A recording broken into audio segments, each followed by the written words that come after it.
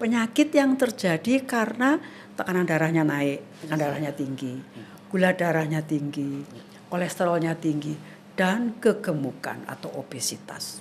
Nah, Orang tidak pernah menduga bahwa hal-hal seperti itu akan menyebabkan terjadinya masalah kesehatan yang sangat serius, terutama juga yang menyangkut atau mengganggu fungsi otak.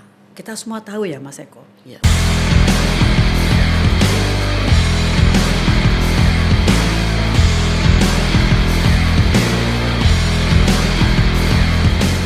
Assalamualaikum sahabat Memorandum TV. Kali ini kita kedatangan tamu yang istimewa. Tamu spesial di podcast Memorandum TV kali ini adalah Profesor Dr. Apoteker Mangestuti Agil, MS. Beliau adalah guru besar pada Fakultas Farmasi Universitas Airlangga. Assalamualaikum, Bu. Waalaikumsalam Mas Eko. Alhamdulillah. Terima kasih sudah mau datang di podcast Memorandum TV. Senang sekali. Alhamdulillah. Ini topik kita itu adalah membangun bangsa yang sehat, Bu. Isunya itu sesuai dengan tema hari ulang tahun Memorandum ke-54, yaitu mengawal aspirasi rakyat. Nah, kalau berhubungan dengan rakyat ini kan tidak lepas dari kesehatan terkini. Kalau Ibu Mangestuti melihatnya kondisi kesehatan terkini masyarakat di Indonesia ini seperti apa? Ya, Enggak, Bu? saya setuju dengan apa yang Anda katakan tadi bahwa hal yang paling penting pada saat ini atau juga pada masa yang akan datang adalah kesehatan. Siap. Tanpa kesehatan yang prima maka sulit sekali kita akan mengharap bangsa itu untuk bisa membantu kita mendapatkan masa depan yang baik. Nah, ada dua macam masalah kesehatan yang selalu kita hadapi. Pada mulanya adalah penyakit infeksi ya, seperti pandemi kemarin infeksi. Betul. Ya. Namun sekarang itu obat-obatan anti infeksi itu sudah mulai banyak. Ya, sehingga orang hafal sakit flu saja cepat sekali bisa disembuhkan. Ya. Tapi yang tidak mudah, sangat tidak mudah untuk dikendalikan adalah penyakit yang bukan karena infeksi, non-infeksi. Apa itu? Penyakit yang terjadi yang kita sebut istilahnya dengan sindroma metabolik. Apa itu sindroma metabolik? Penyakit yang terjadi karena tekanan darahnya naik, tekanan darahnya tinggi, gula darahnya tinggi, kolesterolnya tinggi, dan kegemukan atau obesitas. Nah, Orang tidak pernah menduga bahwa hal-hal seperti itu akan menyebabkan terjadinya masalah kesehatan yang sangat serius, terutama juga yang menyangkut atau mengganggu fungsi otak. Kita semua tahu ya Mas Eko. Ya. Atau barangkali juga orang kurang sadar ya, bahwa otak itu adalah komando tertinggi. Gak boleh dia dalam keadaan sakit, dia harus selalu sehat-sehat walafiat. Tapi apa yang terjadi sekarang? Orang tidak pernah mengatakan, oh otak saya sehat, atau oh otak saya sakit. Selalu orang mengatakan, oh tekanan darahku tinggi, gula darahku tinggi, kolesterolku tinggi. Gimana cara menurunkannya ya? Oh aku gemuk. Orang tidak pernah sadar bahwa itu semua akan mempengaruhi kerja otak. nah ini bagaimana caranya supaya membuat otak kita tetap sehat, Bu? Tidak ada yang lain kecuali menjaga supaya kerja semua alat-alat tubuh kita ini normal, seimbang. Karena kerja masing-masing alat tubuh termasuk misalnya ginjal, jantung, paru-paru ya, dan sistem-sistem yang lain tuh kerjanya harus berbarengan. Tubuh kita bisa samakan dengan alat lah atau sistem di kendaraan bermotor kita lah. Kalau salah satu dari misalnya karburatornya nggak berfungsi dengan baik kan pasti pincang. Betul. Tetap jalan itu mobil, tapi mulai pincang dan lama-lama dia tidak akan bisa berfungsi dengan baik atau malahan berhenti sama sekali kalau sudah ada yang pincang. Jadi supaya sehat memang harus semua seimbang. Nah, ini kan bicara masalah sehat ini kan ibaratnya syarat utama bagi suatu bangsa dalam pembangunan. Nah, kalau melihat apakah ini atau syarat ini sudah terpenuhi? Masyarakat kita kan memang dari berbagai golongan. Nah, sepertinya kok sehat ini menjadi mahal di negeri kita ini. Atau seperti apa, Bu, pandangan Ibu? Menjadi mahal ya. Ya. Banyak orang selalu mengatakan bahwa sehat itu mahal. Ya. Menurut saya malah sebaliknya. Ya. Sehat itu murah. Ya. Karena kalau orang sudah sakit, itu memerlukan perawatan-perawatan yang tergantung jenis penyakitnya atau stadium dari penyakitnya itu pasti tidak murah. BPJS misalnya ya, asuransi yang dipunyai atau dikelola oleh pemerintah itu juga akan kewalahan menghadapi kondisi-kondisi kesehatan yang makin lama makin buruk, sehingga negara itu mengeluarkan uang cukup banyak untuk menyembuhkan orang-orang yang sudah kondisi kesehatannya buruk banget.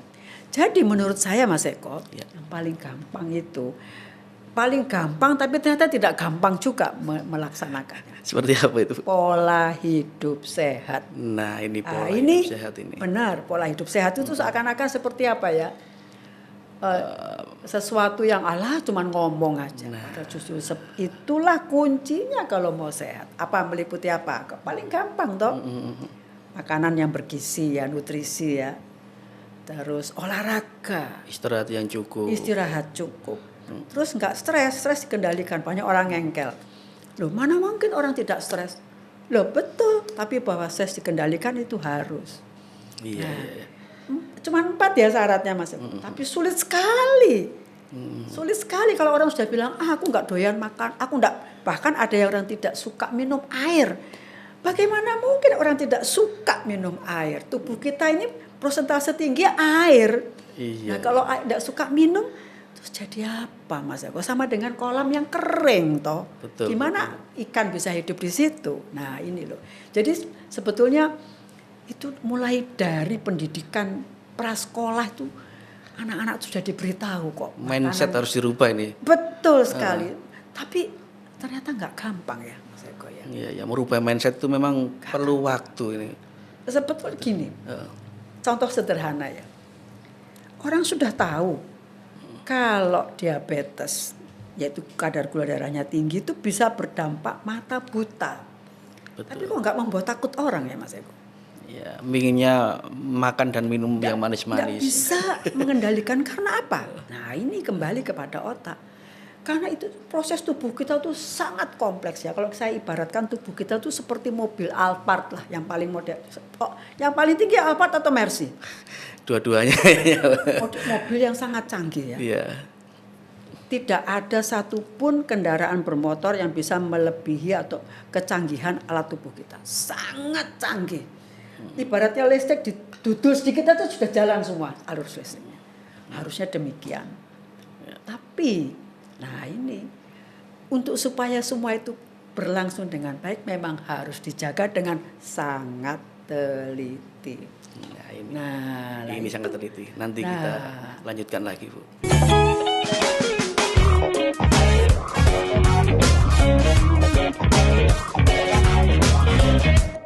Masih bersama podcast Memorandum TV. Tamu spesial kita adalah Profesor Dr. Apoteker Mangestuti Agil MS. Ini tadi Ibu Mangestuti sudah bicara mengenai pentingnya untuk merawat kesehatan sejak dini. Jadi kesehatan itu seharusnya murah kalau memang orang itu benar-benar merawat kesehatannya. Ya. Nah pertanyaan ini Bu, mungkinkah orang itu tidak jatuh sakit? Nah seperti itu Bu. Mungkin, sangat mungkin. Tapi kalau saya bicara begini itu orang hanya akan mentertawakan. Klise kayak gitu ya mungkin ya. Padahal saya mempelajari dengan sangat teliti dan saya sangat yakin insya Allah bahwa kalau memang kita menjaga kesehatan kita dengan sangat baik itu bisa. Menjaga dengan sangat baik itu gampang. 4 tadi unsur yang harus dipenuhi pada pola hidup itu. Jadi nggak boleh bilang gini, aku nggak suka makan sayur. Nggak bisa. Kalau dia tidak makan sayur, usus tidak bisa bekerja dengan baik. Usus tidak bisa bekerja dengan baik, bagaimana wong kita makan, kemudian diolah, diserap dan sisanya dikeluarkan. Nah, kalau ususnya tidak bekerja baik, terus apa yang terjadi? Saluran cernanya bermasalah pasti. Jadi itu maka tadi saya katakan kan, Mas Eko, semua alat tubuh kita tuh kerjanya berkaitan. Ginjal ada 2. 1 ginjal tidak berfungsi, bisa diambil perannya oleh 1 ginjal. Tapi kita tetap harus berhati-hati. Cuma tinggal 1 loh kerjanya alat ini. Jadi harus lebih hati-hati. Nah itu yang sulit sekali dianut oleh. Tapi kalau kita semua bisa kita semua bisa menjaga dengan baik. Nah, caranya gimana menjaga dengan baik? Yang paling gampang itu apa, Mas Eko? Itu diajarkan dalam secara turun-temurun oleh nenek moyang kita. Nah, ini apa Kita ini? menjadi peka banget. Misalnya gini, aduh, kok saya udah mulai udah mulai lemes ya badan saya ya. Itu harus peka. Lemes ini berarti saya kurang tidur berarti. Oke, saya akan tambah jam istirahat saya. Atau mungkin saya lemas karena kalori saya kurang masuknya. Oke. Atau misalnya seperti yang sering terjadi ya, nyeri pada daerah dada. Mereka selalu berpikir bahwa itu adalah karena masuk angin. Ya. Nah, Padahal di istilah medis nggak ada itu masuk nggak angin. ada istilah medis masuk angin. Dan orang yang hal seperti itu tuh banyak kejadiannya. Yang padahal itu sebenarnya adalah tanda dari terjadinya ketidakberesan pada fungsi jantungnya. Iya. Nah ini maksud yang saya maksud dengan kepekaan. Orang turun berat badan 5 kilo saja sudah bisa merasakan, saya kok lebih enak ya badan saya. Nah, ini. Gitu loh, jadi Mas Eko, jadi memang peka. Jadi kita tuh sebenarnya apa? Kalau kita peka, kita bisa mengobati diri kita sendiri, Mas Eko. Iya, sebenarnya ada jam biologis Bu ya tubuh Loh, kita ini. betul. Ketika lapar kan pasti perut keroncongan seperti itu ya. Ngantuk ya waktunya tidur gitu. Benar sekali. Jadi tubuh kita tuh punya alarm. Iya. Nah, seringkali sekarang orang mengabaikan alarm atau tanda-tanda itu yang sebetulnya kalau dari awal saja sudah mulai dianut, itu insya Allah kita tidak akan mudah mengalami tadi tuh fungsi-fungsi yang tidak imbang. Sebagai contoh apa yang saya lakukan, apa yang saya alami lah Mas Eko ya. Saya sebagai seorang farmasis ya, hampir dikatakan tidak pernah minum obat. Jadi saya itu sangat jarang pergi ke apotek Mas Eko. Jadi kalau satu kali ketika saya ke apotek itu saya heran, ini saya harus mulai dari mana ya? Saya sudah lupa susunan sebuah apotek. Mengapa? Kalau saya merasakan dan itu beberapa kali walaupun tidak sering ya terjadi, terutama kalau saya mengabaikan olahraga. Saya harus olahraga tiap hari. Kalau saya sedikit mengabaikan atau saya kurangi waktunya, pasti akan sakit kepala. Saya nggak pernah minum obat. Saya akan, wah ini pasti nggak beres ini. Kurang saya gerakan saya.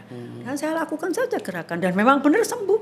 Itu benar-benar istilahnya alarmnya dipatuhi. Benar. Jadi saya tidak mudah menggunakan bermacam-macam obat-obatan, apalagi obat-obatan modern ya.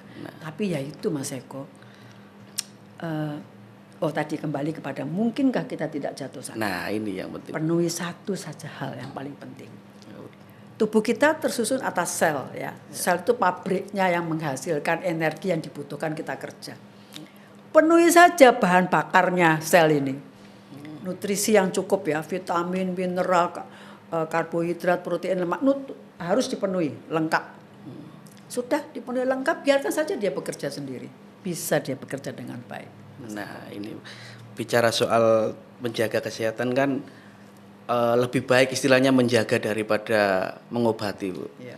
Di Indonesia ini kan banyak sekali tanaman obat atau herbal yang bisa digunakan untuk menjaga kondisi tubuh. Ibu Mengistuti melihatnya seperti apa Bu? Tanaman herbal seperti itu. Mas Eko, sejak timbulnya peradaban manusia yang digunakan untuk menjaga kesehatan itu bahan alam selalu. Banyak sekali yang utama adalah herbal karena memang terdapat dalam jumlah banyak apalagi di Indonesia. Ya. Jadi negeri kita ini kita termasuk negara terbesar kedua ya akan kekayaan diversitas bahan tumbuhan ya. Jadi banyak sekali dan kita juga tahu ya semua suku punya obatnya sendiri yang sudah terbukti secara turun temurun itu membantu kita menjaga keadaan sehat. Makanya resep-resepnya yang saya pelajari dengan baik itu sebenarnya adalah resep-resep yang lebih banyak ditujukan untuk penyakit-penyakit ringan. Apa maksudnya penyakit ringan Mas Eko? Ya, seperti apa itu? Alarm tadi. Jadi resep-resep yang saya tahu itu nggak ada resep gini. Untuk tekanan darah tinggi, untuk diabetes hampir tidak ada. Tapi dia mulai sakit kepala ya, kok mulai sesak napas ya, dia cari obatnya. Jadi dengan kata lain, dia orang-orang pada zamannya itu sudah mulai ada sesuatu yang terganggu, dia cari herbalnya. Baik itu dalam bentuk tunggal maupun dalam bentuk ramuannya. Itu sudah terbukti secara turun-temurun dan banyak diantaranya juga yang sudah mendapatkan landasan atau pemeriksaan secara ilmiah. Jadi kita tidak perlu ragu lagi. Itu Mas. Iya.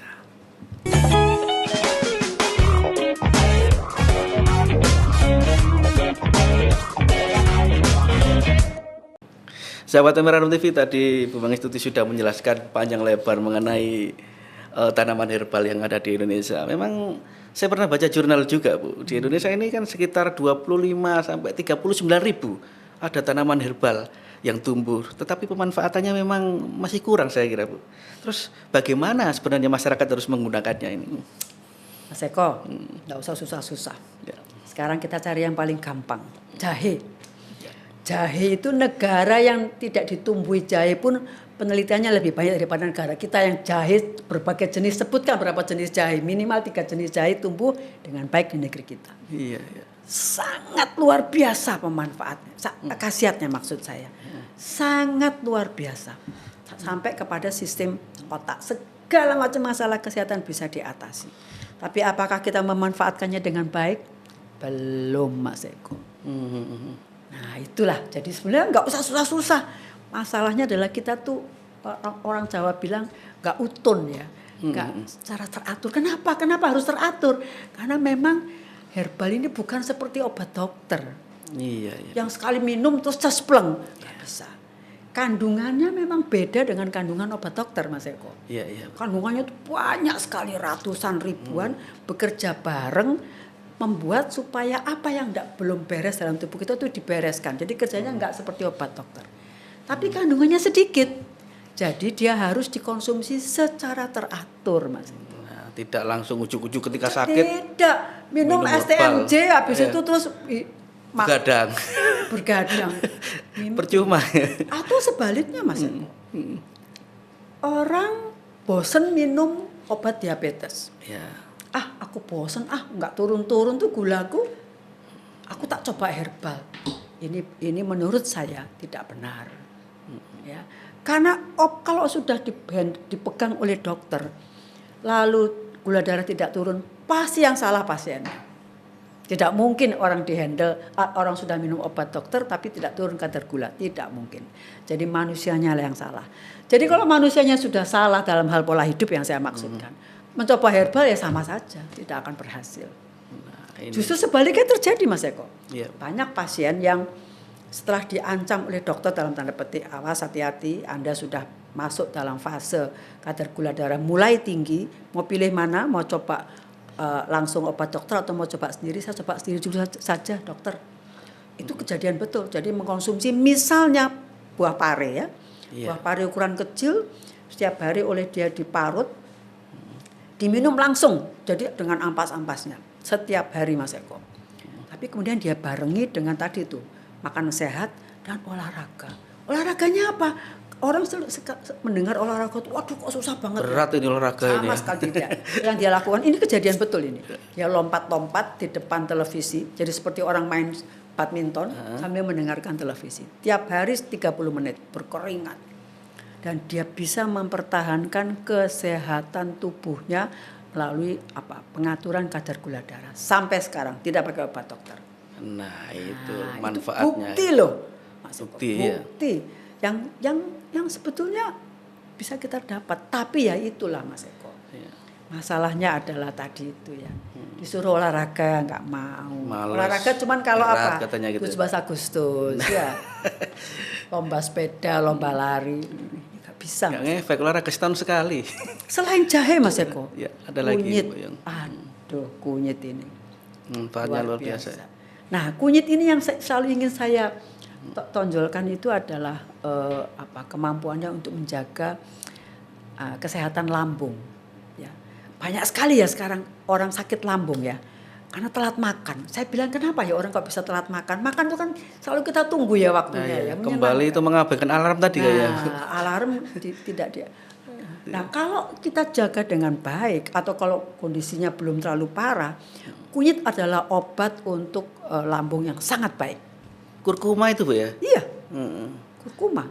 Iya. Itu sangat baik, telaten ya, tapi parut ya. Diparut. Parut, peras, diminum secara teratur pagi sore 100 cc misalnya. Iya. Itu waduh sangat baik. Jadi sebetulnya nggak usah mahal ya. Sambiloto. Nah, ingat kemarin pandemi, Sambiloto imun naik. Jadi idola itu tanaman itu Bu, ya. Pahit. Ya memang pahit. Nah, memang Namanya- dia rajanya pahit. Rajanya obat. Sambiloto itu rajanya pahit, Mas Eko. Lebih pahit dari pari Bu ya. Oh iya, sangat pahit. Itu pahitnya bisa di lidah tidak bisa hilang-hilang, Bikin sulit. getir gitu. Tapi apa yang saya lakukan? Saya mengkonsumsi. Saya tidak beli produk jadi ya. Jadi daun sambiloto di rumah itu saya rebus dan saya sengaja saya rasakan seperti apa sih rasa pahit itu. Saya rasakan betul.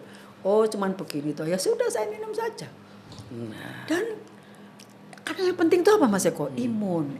Imun itu seperti Anda berhadapan dengan angkatan bersenjata, dengan Polri yang selalu siaga bawa senjata. Begitu ada sedikit musuh bergerak langsung ditembak gitu. Imun itu harusnya begitu kerjanya. Tapi kalau tubuh kita tidak sehat, imunnya malas-malas. Telat, musuhnya sudah masuk. Iya. Iya Bu. Ini sebenarnya langkah apa sih yang seyogianya mendapatkan perhatian agar bangsa ini selalu sehat gitu? Ini. Sebetulnya Mas Eko ya, ini pertanyaan yang baik. Pemerintah sudah menyediakan semua sarana. Ya. Jadi sebetulnya fasilitas itu ada, asuransi ada. Ya. Jadi menurut saya edukasi yang spesial yang diberikan oleh selain di pendidikan formal juga tenaga-tenaga profesi kesehatan harus mengingatkan masyarakat ini. Misalnya di puskesmas ya, saya pengalaman pengabdian masyarakat di puskesmas. Memang mungkin juga tenaga kesehatan udah capek ya memberitahu pasien ini. Merubah mindset. Pasiennya mokong. Sudah tahu kalau makan banyak itu pasti naik gulanya. Sudah dikasih tahu enggak mau, tapi tetap itu tugas mereka. Dan yang terakhir ya jangan lupa peran media, Mas. Ini Media memberikan edukasi apapun untuk memberi edukasi secara dengan gayanya sendiri ya supaya masyarakat yang mokong tadi itu masyarakat yang sulit diajak kompromi itu bisa makin lama makin sadar. Ya. Sebetulnya itu kok Mas Eko. Nah, ini menyambut tahun politik kan seperti apa sih Bu peran dan kontribusi pemimpin sendiri dalam mengawal kesehatan masyarakat itu? Kan harus sehat ini masyarakat. Kalau nggak sehat nanti milihnya jadi ngawur atau seperti apa Bu? Pertanyaannya sulit ya. Tapi seperti saya katakan tadi memang semua sarana sudah ada kok. Jadi tinggal pemimpin saja secara kontinu mengingatkan warganya. Baik pemimpin dari unsur manapun ya. Termasuk pemimpin RT, RW. Nah, dimulai dari tingkat bawah ini. Dari tingkat bawah itu sebagai garda terdepan kan. Betul, ya. Dari kelompok tertentu tuh harus selalu mengingatkan, selalu dengan telaten ya, memberitahu warganya tentang pentingnya sehat. Dan kalau pentingnya sehat itu Mas Eko, saya misalnya ya sebagai contoh kenapa saya bilang tadi sehat itu murah. Saya makanan saya itu apa Mas Eko? Ya. Sayur bening, sayur bayam. Berapa harga bayam? 1.000 soalnya wakeh Bu. Nah, makanya saya nggak pernah makan aneh, apalagi seperti sumber protein ya. Kalau makin anak masih usia dini memang perlu protein banyak ya, daging, telur. Tapi makin tinggi, makin usia menanjak, usia tua, lansia, kebutuhan daging enggak banyak lagi. Telur mungkin ya. Itu. Jadi sebetulnya enggak mahal malah. Kalau mahal, yang mahal itu kalau sakit Mas Eko. Nah, betul. Pesan terakhir Bu sebelum kita tutup podcast kali ini. Mungkin ada pesan terakhir sebelum kita tutup podcast kali ini untuk masyarakat agar tetap menjaga kesehatannya. Ya, ada satu peribahasa yang menurut saya sangat tepat. Ya. Pada bangsa atau dalam bangsa yang sehat terdapat jiwa yang sehat. Mas Eko, jiwa yang sehat itu kunci orang bahagia lahir dan batin. Nah, ini yang harus Ini diterapkan. Tidak bisa tidak, sudah itu. Tidak bisa ditawar itu. Tidak bisa ditawar itu. Ya. Terima kasih Profesor Dr. Apoteker Mangensuti Akil MS yang sudah hadir di podcast Memorandum TV kali ini. Sahabat Memorandum TV, semoga podcast kali ini bermanfaat bagi kita semua. Kita ketemu lagi. Salam sehat, salam Memorandum TV. Wassalamualaikum warahmatullahi wabarakatuh. Waalaikumsalam.